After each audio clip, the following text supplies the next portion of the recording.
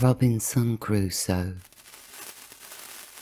Despite my parents' efforts to dissuade me from my dreams of adventure, I ran away from home at the age of 18 and boarded a ship in London, thus beginning a series of numerous adventures.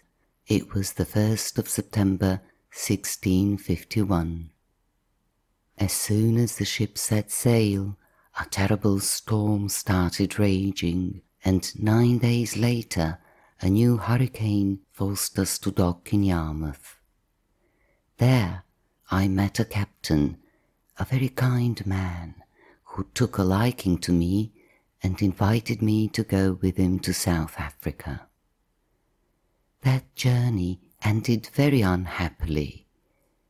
Just as we passed the Canary Islands, a Turkish pirate ship captured us and took us as slaves to the Moroccan port of Sale. After being presented to the Sultan, I was assigned as a reward to the ship's captain. I took care of his garden and, while docked, accompanied him on fishing trips on a large boat with 2 black rowers. Thus passed 2 years of solitude, accompanied by the hope of escape.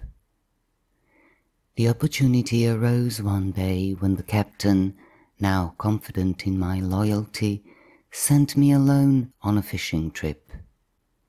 In the blink of an eye, I loaded the large boat with provisions and water and, partly rowing and partly thanks to the wind, distanced myself from the waters under the Sultan of Morocco's control.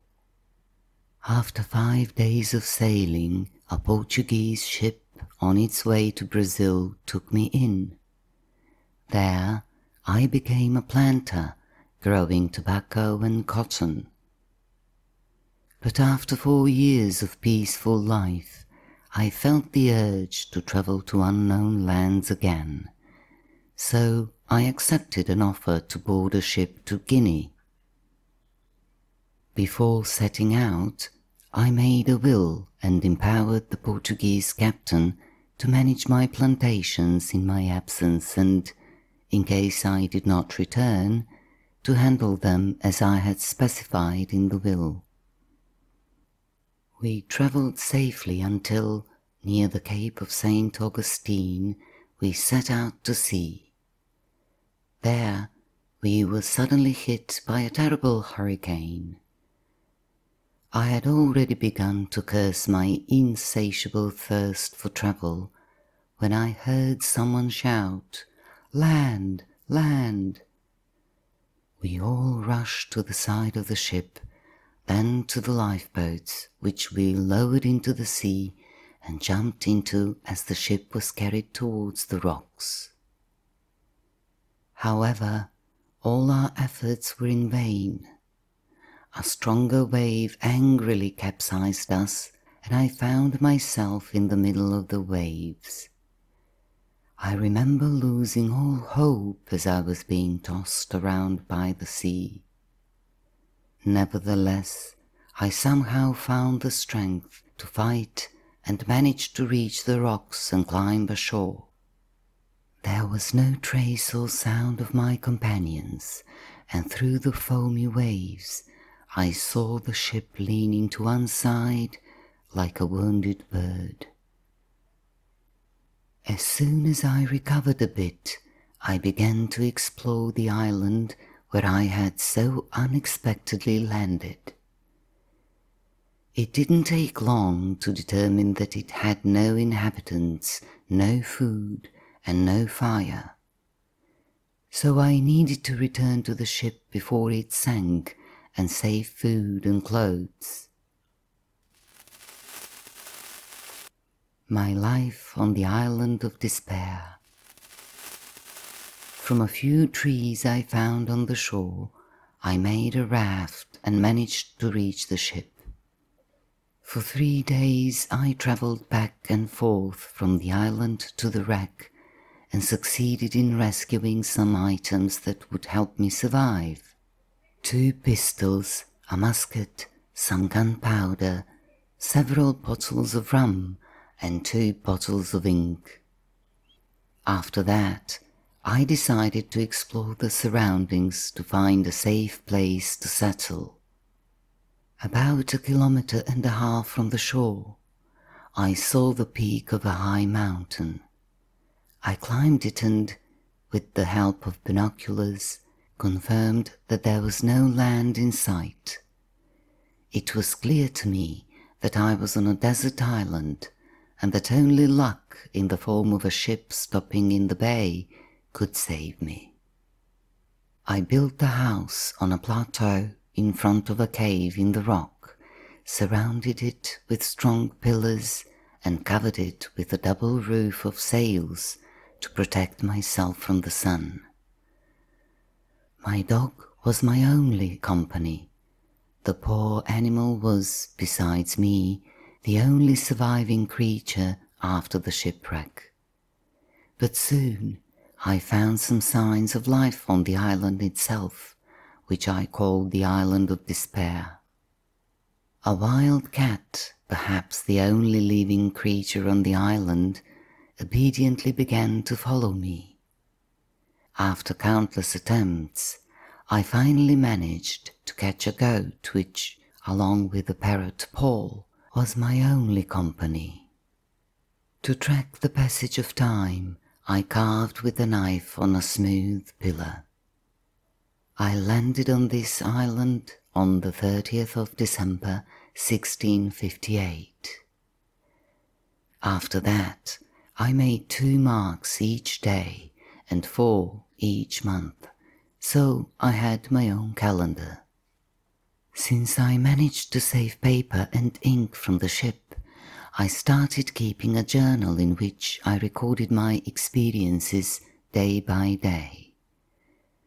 There were days when I was overcome by despair because the loneliness was terrible. I fell ill and lay in my shelter for days, almost unconscious. With a great effort, I managed to repair the boat and set out to sea, but the current carried me so far that I regretted leaving the Island of Despair. When I set foot on its soil again, I sighed with relief. Years passed, relentless, each identical to the other. My animals multiplied, so I had a herd of goats, and with a few grains of wheat and rice that I found in a bag, I managed to sow a field. I baked my own bread, which I baked in a primitive oven, and cooked fish in an earthen pot. Meeting Friday. It was already the 23rd year since my shipwreck, and I had abandoned all hope of ever returning to England. One early morning at dawn, I noticed through the mist the glimmer of a burning fire. It immediately became clear to me that someone had landed on the island, and with a heart full of hope, I headed towards the shore, which was 2 kilometers away from my shelter. But from disappointment and horror, I stood still as if rooted to the spot. Around the fire was a group of savages. Some were wildly dancing, while others were dragging 2 black naked captives towards the river. It instantly dawned on me that I was facing cannibals. Had they seen me, I would have met the same fate as those 2 unfortunate souls. The shaman struck down one captive with an axe, and the other, seizing the moment, ran as fast as he could in the direction of my shelter. If he endures for another half an hour, I thought, he will reach the spot where I stood. It wasn't difficult for me to deal with the 3 who were chasing him. Carefully, I took a position to shoot, then rushed down the hill and quickly placed myself between the pursued and the pursuers. With a well-aimed blow, I struck down one, hit the second with the butt of my gun, and the third fled, terrified. Frightened by the sound of the shot, the fugitive stood frozen, looking at me in bewilderment. I smiled at him and extended my hand to calm him. He stood confused for a moment, then followed me like a dog. From an elevation, I saw the savages boarding their canoes and disappearing from sight. I signaled to my savage and returned with my new friend to my hiding place. When we reached the cave, I gave him bird eggs, bread, and water. He devoured everything greedily and fell asleep after an hour. He must have been about 25 years old. His face was determined but not cruel, and when he smiled, his whole face lit up. I decided to name him Friday in memory of the day I saved him. In the early days, I was wary of him, fearing that his cannibalistic urges might awaken. But Friday proved to be intelligent and good. First with gestures and then with words, I taught him that one should not eat one's fellow humans. He learned to wash, comb his hair, and clean my shelter. I became his master. One day, I took him to the top of the mountain. Friday began to jump and shout with joy. "Oh, happiness, I seeing my land. Would you like to go back home? I very happy see my people. And what would you do when you got there? I tell everyone be good and eat bread, but you come with me, or I stay here." My good Friday was gentle and devoted. His company was a precious comfort to me. The most pleasant hours were those when I taught him to read and write. English prisoners. After 27 years of living on the island, one evening at dusk we heard some gunshots. We ran to the hill and saw a ship flying the English flag. "Friday, they are coming towards us." "No, master, only boats." He was right. 2 boats had separated from the ship and were approaching the shore. With shock and horror, I realized that there was one savage and a large number of sailors in them. What had happened? I soon got my answer. The sailors disembarked the savage and 3 officers and tied them to the trees. There was no doubt that we were looking at mutinous sailors, determined to judge the prisoners themselves. But what was the savage doing there?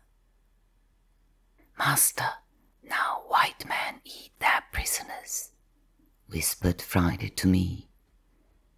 I explained to him that it would be better to return to the shelter and prepare for battle. I knew that the sailors, due to the low tide, would only be able to leave the shore after 10 hours.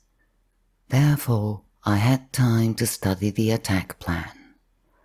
I patiently waited for several hours until I finally saw the sailors going off to wander around the island.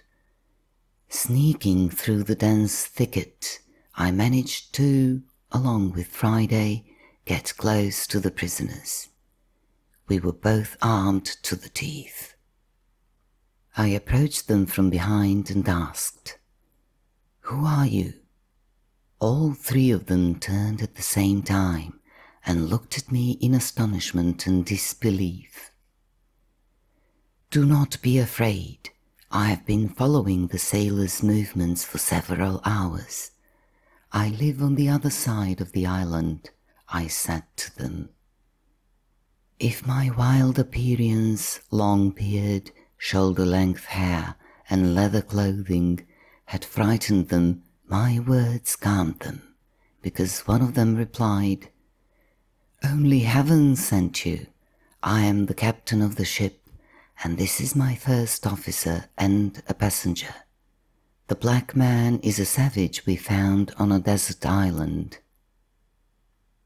At that moment, Friday shouted with joy and hugged the savage, saying, "Master, this my father! Oh, master, this my mother-husband!"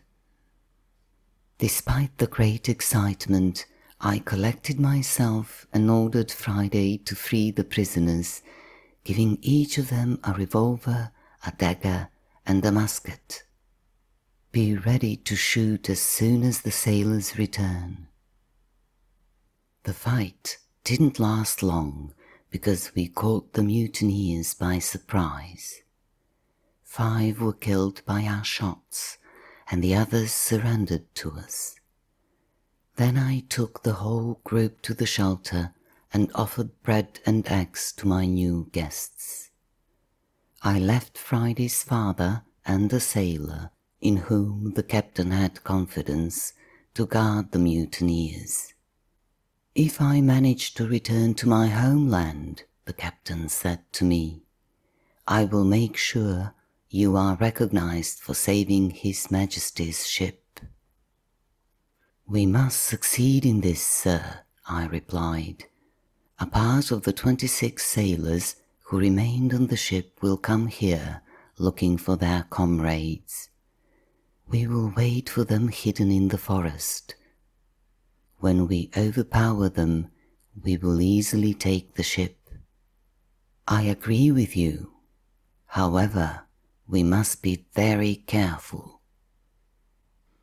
I advised them to hide the boats, and when night fell, we went down to the shore. The next dawn, we heard a cannon shot, a signal for the sailors' return. We anxiously waited for another sign. The second shot was even stronger than the first, and then came the third. It was now clear to us that the mutineers would go looking for their comrades. And so it was. Soon we saw a boat being lowered into the sea. Through the spyglass I counted the crew. There were 10 of them, all armed. "They are ruthless and determined to do anything," the captain said to me. "Please, sir, be careful." "What do you say we free our prisoners?" "The idea is excellent, but I don't believe much in its realization. Let's free only Tom and Steele, the only ones we can rely on." The taking of the ship. There were 6 of us, well armed and ready for battle. As soon as they set foot on shore, the sailors pulled the boat ashore and began to look around suspiciously. Then they cupped their hands around their mouths and began calling out to their comrades. "John, Harry, Thomas, Jonathan." Their words caught in their throats. We had crept up on them decisively and threateningly from behind. The initial confusion was replaced by a fierce reaction, but soon 2 were dead, 3 were wounded, and the remaining 5 had to surrender. "Have mercy on us," the mutineers begged. "We will spare your lives if you help us take the ship," the captain replied. "One of you will stay on land along with the other prisoners. If your comrades betray us, Friday and his father will hang them immediately. We'll try to help you take the ship, as it's the only way we can save ourselves," they replied. We sat armed in the boats and pushed off from the shore at dusk so as not to be recognized. When we approached the ship, a sailor, following the given instructions, called out to his comrades, "Hey, throw us a rope, we've arrived." That's all we were waiting for. We stormed like an avalanche and in an instant captured everyone on deck. Thus, the ship fell into our hands and my 26-year dream came true. We returned to the island well supplied. The captain gave me a purple suit, boots, a silk shirt and a coat, and said to me, "Friend and liberator, do me the honor of letting me take you to England." A sailor helped me shave and cut my hair. After that, after so many years, I put on proper clothes again. When I appeared before Friday, he looked at me with a wistful smile. "Oh, master, you now have new friends and forget me." "You must not even think that. You will go with me wherever I go, and if you wish, you can bring your father along." "My father won't return to my mother. We'll leave him on his island when ship go by." Friday's joy was indescribable. Dressed in a suit of gleaming satin, with a sailor's cap on his head, he walked in front of the prisoners who were waiting to see how their fate would be decided. "What will happen to us?" one of them asked. "We give you to savages for lunch," Friday replied, laughing. "My servant is joking," I had to intervene.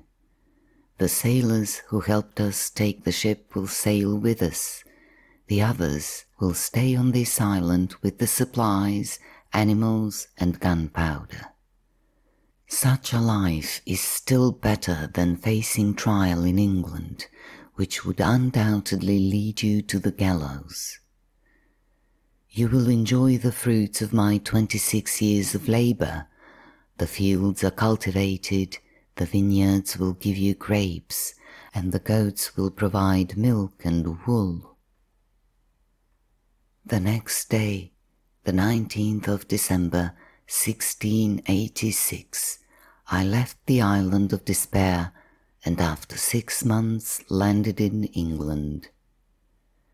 There I was met with a surprise. The captain to whom I had entrusted my plantations 28 years ago had invested the net income in the bank in my name. I was a rich man. I bought a beautiful house near London, married a local woman, and soon we had 2 children whom Friday watched over very carefully. The years passed, but nostalgia for the sea always burned with me. To cure me of this, my wife advised me to write memoirs, the ones you are now reading, The Adventures of Robinson Crusoe.